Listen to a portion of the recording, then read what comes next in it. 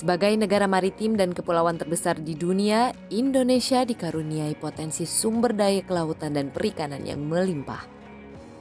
Untuk mengolahnya dan memberikan manfaat sebesar-besarnya bagi masyarakat dan lingkungan, Kementerian Kelautan dan Perikanan mencanangkan konsep ekonomi biru. Konsep ekonomi biru sendiri berupaya mewujudkan keseimbangan antara dua aspek yang terkait dalam ekosistem kelautan, yaitu ekologi dan ekonomi. Tujuan mulianya ekonomi biru untuk laut sehat dan masyarakat Indonesia yang lebih sejahtera. Kebersihan pantai dan laut serta pencanangan Bulan Cinta Laut merupakan salah satu komitmen KKP dalam menjaga ekosistem di laut dan menjamin keberlanjutannya. Program ekonomi biru merangkul banyak pihak untuk berkontribusi dengan aktif, sebab keterlibatan seluruh elemen masyarakat bisa menjadi kunci keberhasilan program ini. Salah satunya adalah komunitas Ayo Berlayar. Berawal dari sebuah hobi, inilah kumpulan orang-orang yang aktif berkampanye menjaga kebersihan laut. Jadi komunitas Ayo Berlayar ini sebenarnya udah terbentuk tahun 2012. Jadi mereka bertiga memang punya misi gitu ya untuk mengembangkan budaya layar di Indonesia.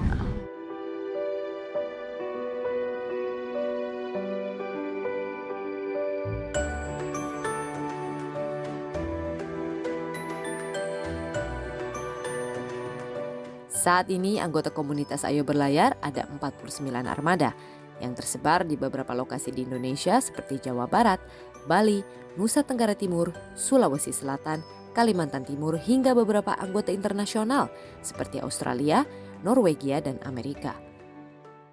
Jadi kita nih membernya macam-macam ya.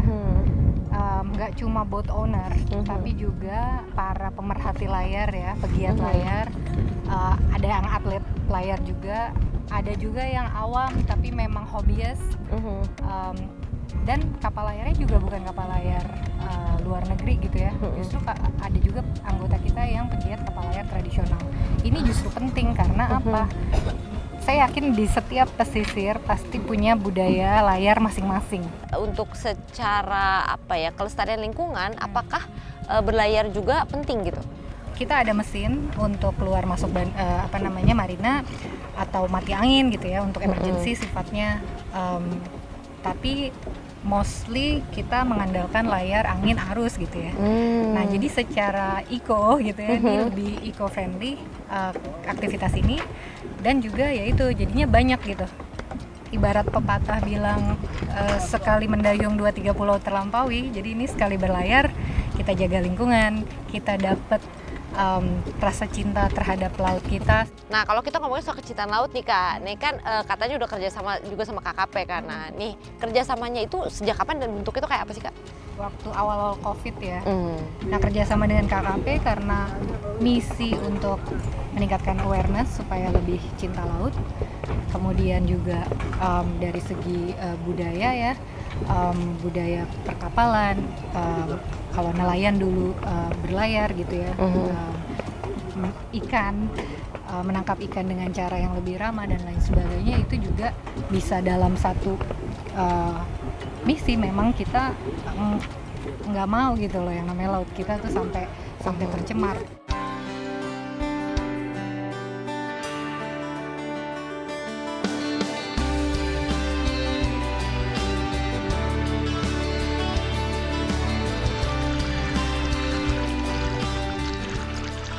Ayo Berlayar kali ini akan berlayar menuju ekonomi biru, yaitu Kepulauan Belitung.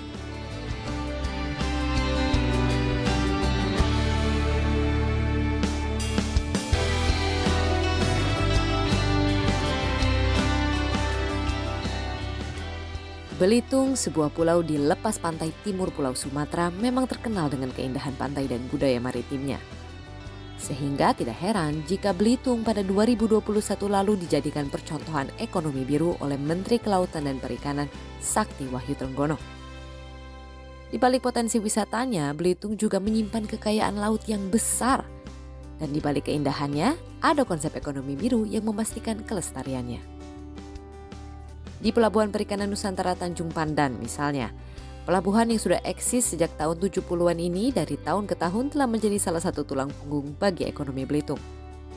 Berlokasi strategis di wilayah pengolahan perikanan 2, Laut Cina Selatan dengan potensi lestari sebesar 1,2 juta ton per tahun.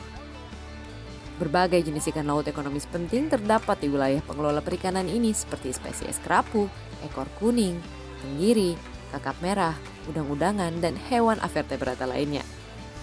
Ada sekitar 523 kapal yang aktif mendaratkan ikan di pelabuhan ini.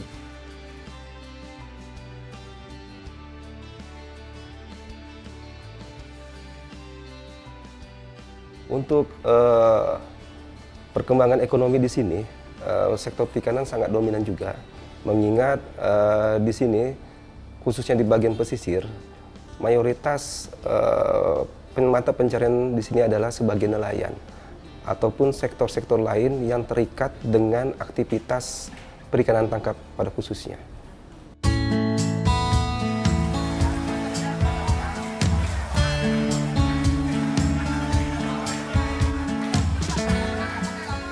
Hanya beberapa meter dari dermaga PPN Tanjung Pandan berdiri pasar ikan yang menjual hasil tangkapan mereka. Di pasar ini terdapat puluhan kios yang menjual berbagai jenis hasil laut. Satu kios saja bisa menghasilkan omset sekitar 30 juta rupiah. Ikan pun banyak diekspor ke luar negeri. Pada Januari 2022, sebanyak 6 ton ikan hidup diekspor ke Hong Kong. Kegiatan ekspor ini menyumbang devisa ekspor sebesar 36.000 US dollar. Hal ini tentu akan membantu perekonomian masyarakat, khususnya di masa pandemi COVID-19 ini dan memberi dampak positif bagi pertumbuhan ekonomi nasional. Maka untuk memastikan terjadinya keberlangsungan, KKP mempraktikkan konsep ekonomi biru dalam mensosialisasikan penggunaan alat tangkap ramah lingkungan serta penangkapan ikan terukur berbasis kuota dan zona penangkapan. Tim kami selalu secara reguler mengingatkan kepada nelayan bahwasanya dalam praktek-praktek penangkapan ikannya harus menghindari terjadinya praktek IUU fishing di lapangan. IUU fishing itu diantaranya adalah ilegal, unreported, dan unregulated.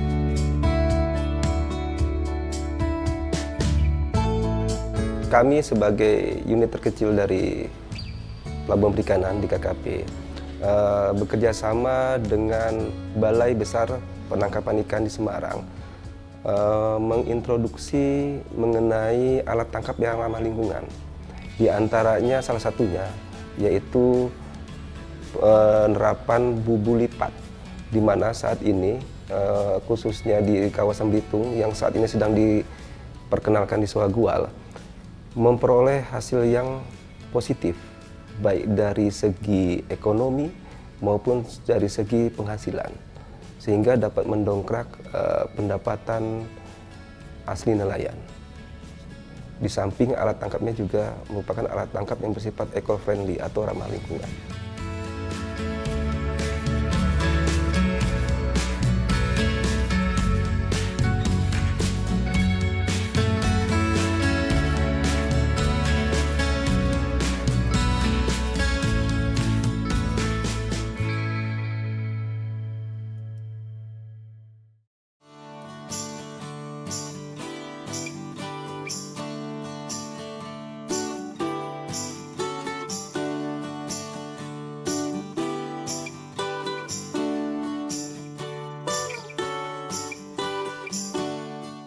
Salah satu upaya mewujudkan ekonomi biru, KKP mencanangkan program Kalaju atau Kampung Nelayan Maju. Sohagual merupakan daerah pesisir yang terletak di pulau kecil bernama Pulau Mendanau di wilayah Kecamatan Selat Masik, Kabupaten Belitung, Provinsi Kepulauan Bangka Belitung. Wilayah ini cukup terkenal dengan hasil olahan lautnya juga seperti produk ikan ataupun cumi asin. Semenjak dicanangkan Menteri Kelautan dan Perikanan Sakti Wahyu Trenggono pada Maret 2021 sebagai Kampung Nelayan Maju atau Kalaju, kini Desa Sohagual menjadi objek wisata baru di Belitung.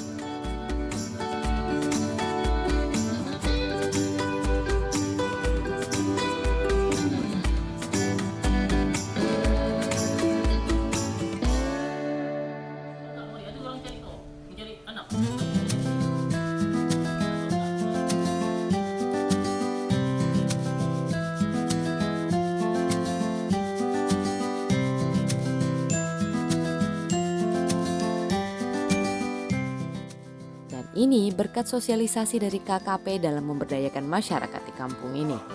Sebagai desa nelayan, hasil laut menjadi andalan. Untuk meningkatkan kesejahteraan nelayan, pihak Kesyah Bandaran Pelabuhan Perikanan Samudra Tanjung Pandan mengenalkan mereka pada alat tangkap yang bernama bubu lipat. Kalau sosialisasi bubu lipat ikan ini disosialisasikan pada saat ditetapkan Kampung Nelayan Maju pada tahun 2021 oleh Kementerian Kelautan dan Perikanan. Mereka merasa berhasil menggunakan alat tangkap bubu lipat ikan yang ukuran besar, hasil tangkap yang meningkat. Setelah itu mereka diberi pelatih lagi untuk menambah alat tangkap bubunya menjadi banyak.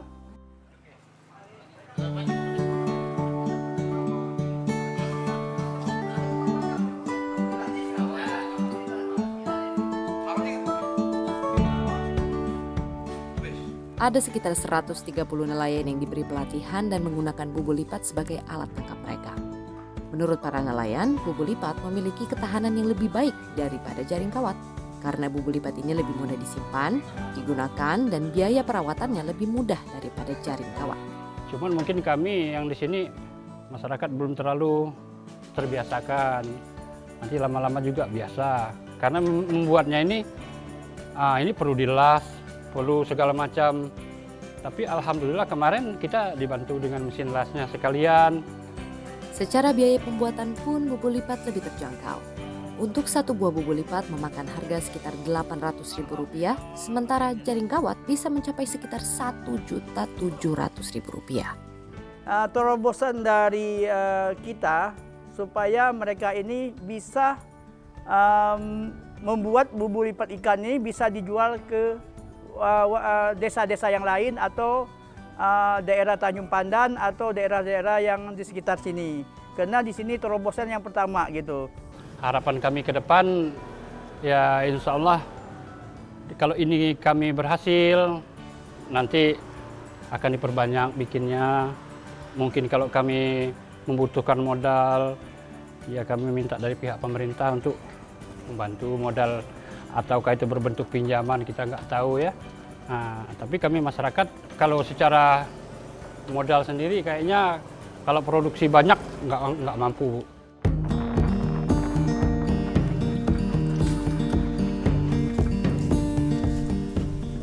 Pemberdayaan masyarakat tidak berhenti di situ saja. Bagi para istri nelayan pun didorong untuk berinovasi. Dan hasilnya adalah kain-kain cantik warna-warni yang prosesnya menggunakan tumbuhan di sekitar pulau sebagai bahan pewarnanya. Kerajinan ini adalah eco-printing. Sesuai dengan namanya, eco-printing adalah teknik print atau cap menggunakan bahan-bahan dari alam sehingga prosesnya natural dan pewarnaannya tidak mencemari lingkungan. Kalau bahan alami daun-daunnya kita ambil di sekitar daerah sini. Ya daun endemik ya, daun daerah sini. Terutama ciri khasnya daun simpur, daun keletak, daun gelam, daun keremunting, dan masih banyak lagi. Bahkan rumput-rumput yang orang buang kami ambil dan hasilnya bagus. Keunikan dari pewarnaan eco-print ini adalah gradasi warna dan detail bentuk print yang tidak pernah sama. Sebenarnya produk ini kan premium Bu ya termasuknya. Juga bukannya limited edition bukan. Soalnya satu kali jadi tidak dapat ditiru lagi. Satu kali membuat itu tidak ada tiruannya lagi. Penataan daun atau bunga tak boleh dilakukan sembarangan supaya menghasilkan selembar kain dengan komposisi seimbang, baik warna maupun jejak daun. Perlu memakan waktu hingga 2 hari untuk mendapatkan hasil yang maksimal. Proses pembuatan yang agak rumit dan perlu ketelatenan, itulah yang membuat produk eco-print memiliki nilai seni yang cukup mahal. Dan hal itu tentu berimbas baik bagi istri para nelayan untuk mendapatkan mata pencaharian alternatif. Walaupun tidak banyak, seenggaknya ada penghasilan penambahan ekonomi walaupun sedikit ya. Terus misalnya yang biasa ibu-ibu sudah bermasak di rumah, sudah selesai di rumah, ngerumpi tidak karuan. Kalau ngerumpi buat eco-printing kan ada hasilnya. Ilmu, ekonomi, banyak Bu.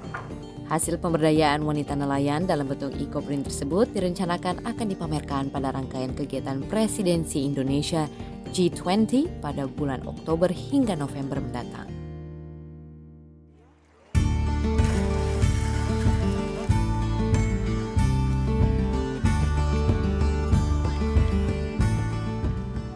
Kepala Desa Suagual Hairudin mengapresiasi program Kalaju ini. Sebab sejak ditetapkan menjadi Kalaju, pertumbuhan ekonomi dan kreativitas warga berkembang cukup pesat. Semenjak ada KUR, akhirnya masyarakat kita bisa manfaatkan fasilitas itu.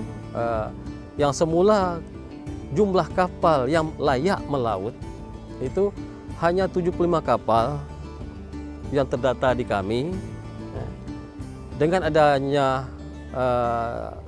dukungan perbankan tadi, itu saat ini sudah menjadi 125 kapal yang layak melaut. Dari mulai gross tonnya 1 ton hingga 3 ton.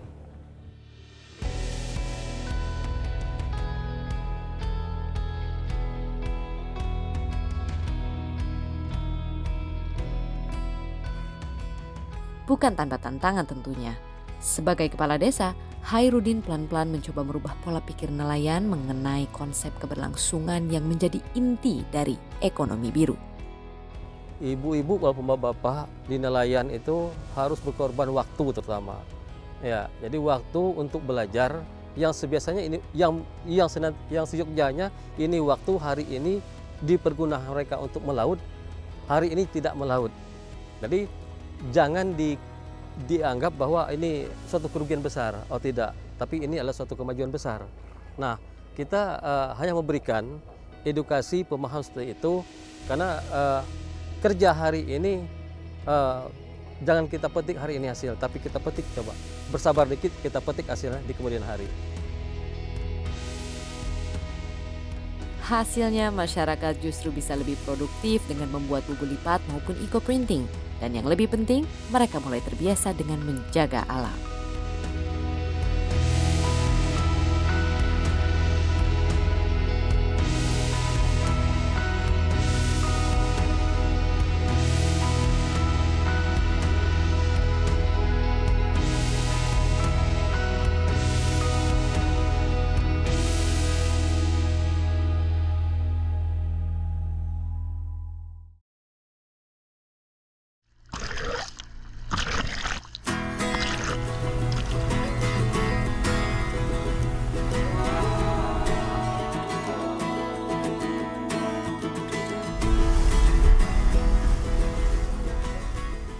Desa lain yang termasuk pada kampung nelayan maju di Belitung adalah Desa Buku Limau.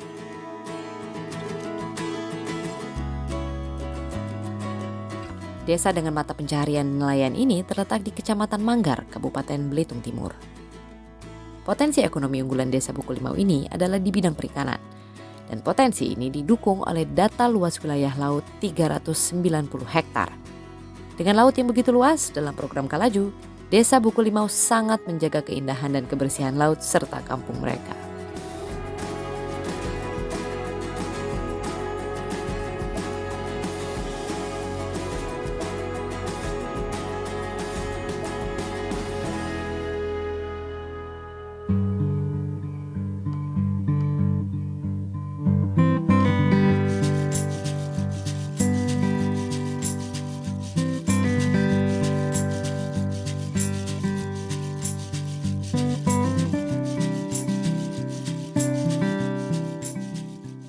Tempo dulu, Buku Limau adalah satu wilayah kesatuan masyarakat yang dihuni oleh suku Bugis. Dan sampai sekarang turun-temurun dihuni oleh suku Bugis.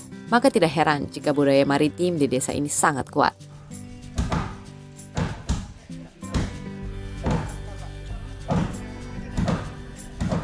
Salah satu contohnya adalah pembuatan perahu yang turun-temurun mereka buat bersama.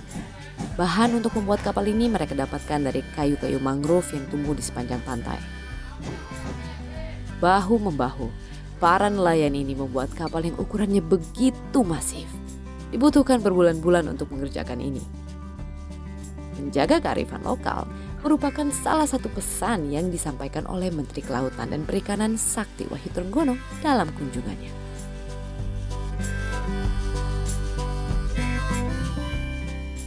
Kami memang terfokus kepada apa yang mereka canamkan kemarin Pak Menteri, bahwa jaga pulau dengan kebersihan, terus tingkatkan sumber daya manusia yang ada, terus perjualbelikan dan tonjolkan kearifan lokal yang memang ada di Buku Limau. Itu sih pesan beliau kepada kami. Di desa ini ada lebih dari 1.000 warga yang 95%-nya adalah nelayan. Wilayah pemukimannya cukup padat, sehingga permasalahan sampah menjadi program prioritas.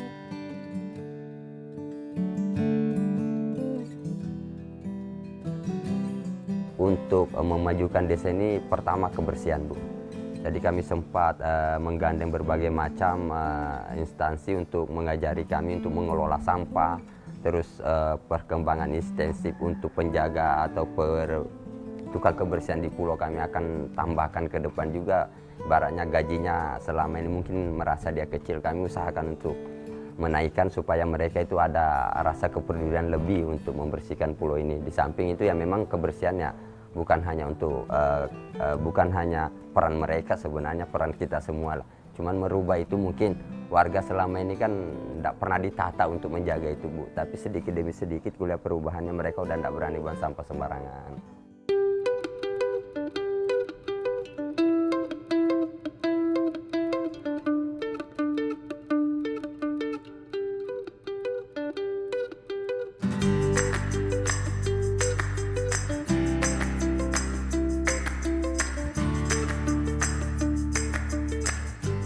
Hal ini tidak terlepas tentunya dari upaya penyuluhan yang dilakukan KKP secara rutin. Kalau dari lautnya udah agak lumayan gitu, tinggal yang bagian daratannya gitu. Karena masih banyak dilihat sampah-sampah yang berserakan gitu, Pak. Untuk meningkatkan kesadaran masyarakat, penyuluh merekomendasikan beberapa cara seperti menyediakan lebih banyak lagi tempat sampah di desa, serta mulai dibentuknya bank sampah sebagai cara membiasakan masyarakat dalam kepedulian terhadap kebersihan. Yang sudah terlihat kemajuannya ada di kebersihan laut. Di setiap hari Jumat, para nelayan turun ke pantai dan area sekitar untuk membersihkan laut dari sampah dan marine debris. Hal ini mereka lakukan untuk menjaga terumbu karang dan ikan-ikan karang yang saat ini sedang dikembangkan sebagai daya tarik wisata. Di balik itu, menjaga kebersihan laut adalah hal yang secara turun-temurun pula telah diajarkan oleh nenek moyang mereka. Dalam melabuhkan kapal misalnya, para nelayan tidak pernah melabuhkan kapal dekat ke bibir pantai agar jangkarnya tidak merusak terumbu karang.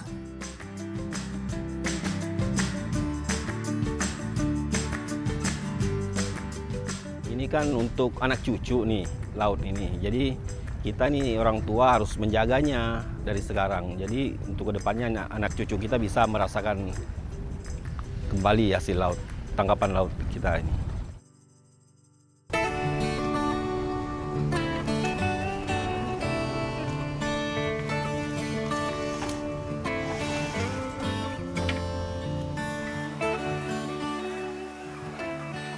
Implementasi program ekonomi biru di Belitung terbukti memiliki dampak besar dalam menjaga lingkungan serta pemberdayaan masyarakat. Hal ini tentu tidak terlepas dari bantuan dari pemangku kebijakan di daerah dan petugas pelaksana yang bersinergi mewujudkan target KKP dalam membangun 1.000 kalaju di tahun 2024. Ekonomi biru tidak semata-mata melihat potensi kelautan dan perikanan sebagai komoditas ekonomi, namun justru menekankan bahwa kelestarian ekologilah yang menjadi panglimanya.